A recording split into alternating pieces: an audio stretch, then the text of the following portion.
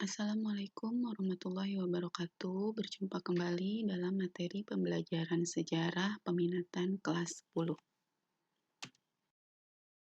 Kehidupan awal manusia Indonesia. Pengertian masa praaksara. Zaman praaksara atau prasejarah adalah zaman ketika manusia belum mengenal tulisan.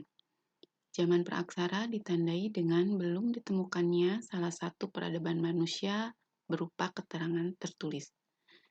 Periode ini ditandai dengan cara hidup berburu dan mencari makanan yang tersedia di alam. Tempat tinggal mereka berpindah-pindah, karena jika sumber makanan telah habis di suatu tempat, mereka akan pindah ke tempat lainnya. Asal-usul nenek moyang bangsa Indonesia. Teori Nusantara. Dalam teori Nusantara menyebutkan jika nenek moyang bangsa Indonesia berasal dari wilayah kepulauan Indonesia, tidak berasal dari luar, dan mereka menetap serta berkembang di wilayah Indonesia itu sendiri. Theory of Taiwan merupakan teori yang menerangkan jika manusia yang berada di Indonesia terbentuk berasal dari Taiwan, bukan Cina. Theory out of Africa menganggap bahwa Homo erectus tertentu di Afrika adalah nenek moyang manusia modern. Teori Yunan. Dalam teori Yunan, bahwa nenek moyang bangsa Indonesia berasal dari Yunan, Cina Selatan. Teori Yunan didasari adanya penemuan kapak tua di Nusantara yang memiliki kesamaan dengan kapak yang ada di Asia Tengah. Bahasa Melayu yang berkembang di Nusantara punya kesamaan dengan bahasa Champa di Kamboja. Berdasarkan corak kehidupannya, terbagi ke dalam masa pertama, masa berburu dan mengumpulkan makanan atau disebut food gathering. Masa manusia purba berburu dan meramu itu disebut masa food gathering. Mereka hanya mengumpulkan dan menyeleksi makanan karena mereka belum dapat mengusahakan jenis tanaman untuk dijadikan bahan makanan. Masa yang kedua adalah masa bercocok tanam atau food producing. Kegiatan bercocok tanam dilakukan ketika mereka sudah mulai bertempat tinggal. Walaupun masih bersifat sementara, mereka melihat biji-bijian sisa makanan yang tumbuh di tanah setelah tersiram air hujan. Pelajaran inilah yang kemudian mendorong manusia purba untuk melakukan cocok tanam. Masa yang ketiga adalah perundagian atau zaman logam. Zaman ini menandai makin berkembangnya kemampuan manusia dalam menciptakan suatu kebudayaan.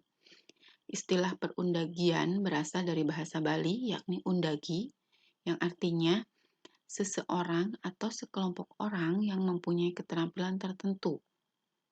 Masa perundagian digunakan untuk menyebut zaman logam. Pasalnya, saat itu telah ada undagi atau orang-orang terampil yang sudah mengenal teknik melebur logam dan mencetaknya menjadi alat yang diinginkan. Berdasarkan hasil kebudayaannya terbagi ke dalam zaman 1. Batu tua atau Paleolitikum. Hasil kebudayaannya kapak genggam, kapak perimbas, alat-alat dari tulang, dan tanduk binatang, alat serpih atau flex. Berikut gambar-gambar hasil kebudayaan zaman batu tua. Zaman yang kedua adalah batu tengah atau Mesolitikum. Hasil kebudayaannya adalah batu pipisan, kapak Sumatera atau pebble, kejokan Modinger atau sampah dapur, yaitu berupa tumpukan kulit kerang, dan abri sosroch atau gua-gua yang dijadikan tempat tinggal manusia purba. Yang ketiga adalah zaman batu muda atau Neolitikum. Hasil kebudayaan meliputi peralatan yang terbuat dari batu yang sudah diasah, pertanian menetap, peternakan, dan pembuatan tembikar. Yang keempat, zaman Megalitikum atau zaman besar. Zaman Megalitikum adalah perkembangan dari zaman Neolitikum. Disebut zaman batu besar karena pada masa itu, manusia yang hidup menggunakan batu yang berukuran besar.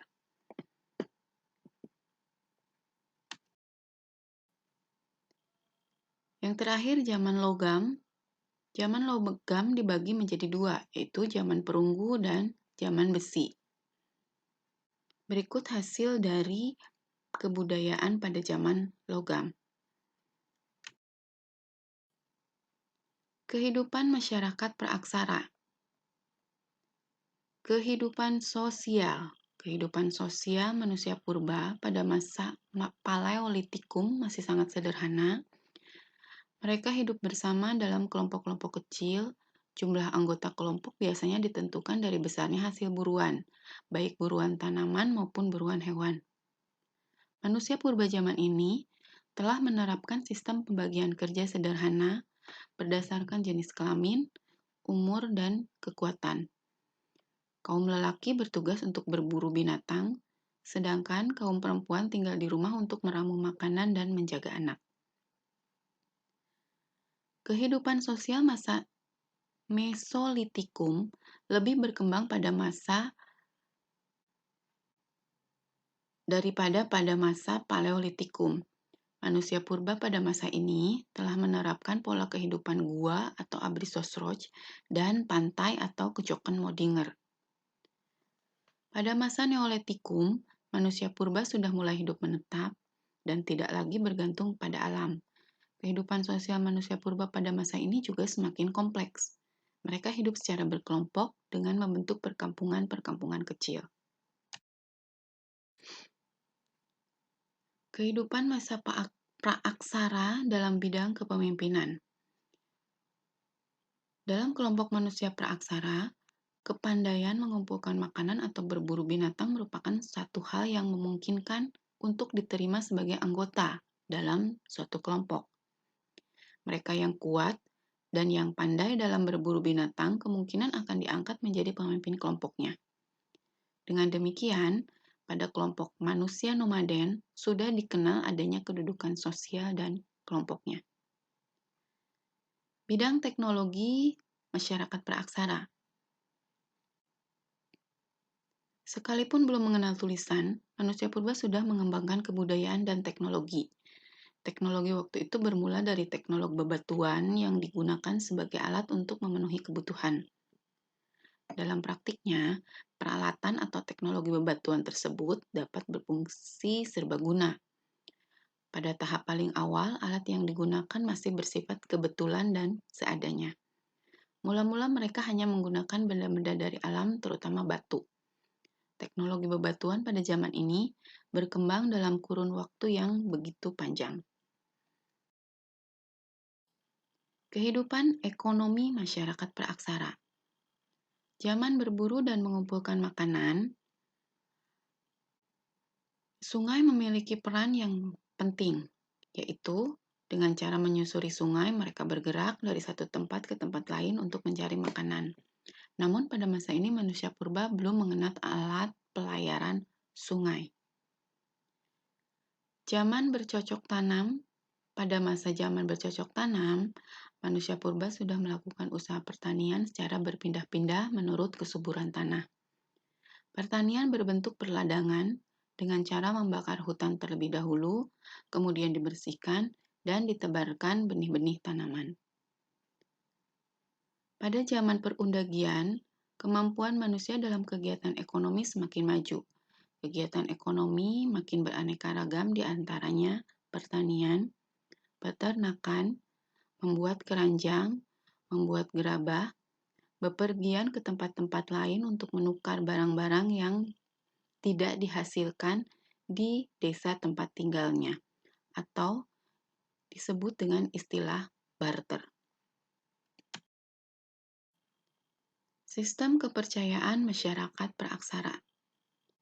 Manusia purba mulai mengenal sistem kepercayaan pada zaman Neolitikum.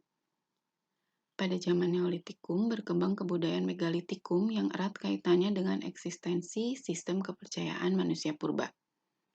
Kebudayaan megalitikum merupakan suatu tradisi dan kebudayaan manusia purba yang menghasilkan batu-batu besar untuk keperluan religius. Hasil kebudayaan megalitikum seperti menhir, dolmen, arca, waruga, sarkofagus, dan punden berundak dapat memberikan penjelasan kepada kita tentang sistem kepercayaan manusia purba.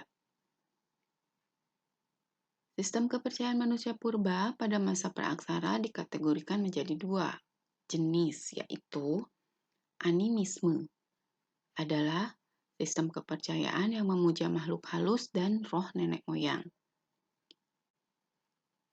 Kedua, dinamisme adalah kepercayaan terhadap benda-benda tertentu yang dianggap memiliki kekuatan supranatural seperti pohon besar dan batu besar.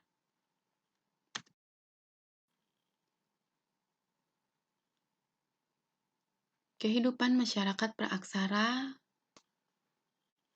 perubahan sistem pengolahan makanan.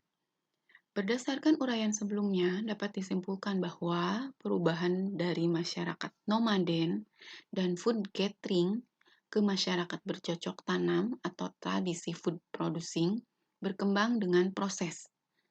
Proses tersebut dipengaruhi oleh waktu yang panjang, perubahan dalam kemampuan berpikir, serta berbagai rintangan alam yang dihadapi. Kehidupan masyarakat praaksara sebagai bangsa yang hidup bergotong royong. Hidup bergotong royong berkembang pada masyarakat praaksara, terutama ketika menghadapi tantangan alam. Ketika mereka membuka hutan belukar untuk ladang dan sawah, kerjasama antar anggota kelompok sangat diperlukan. Corak hidup seperti ini masih dipertahankan sampai sekarang.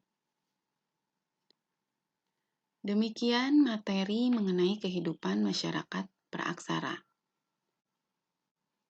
Semoga bermanfaat. Wassalamualaikum warahmatullahi wabarakatuh.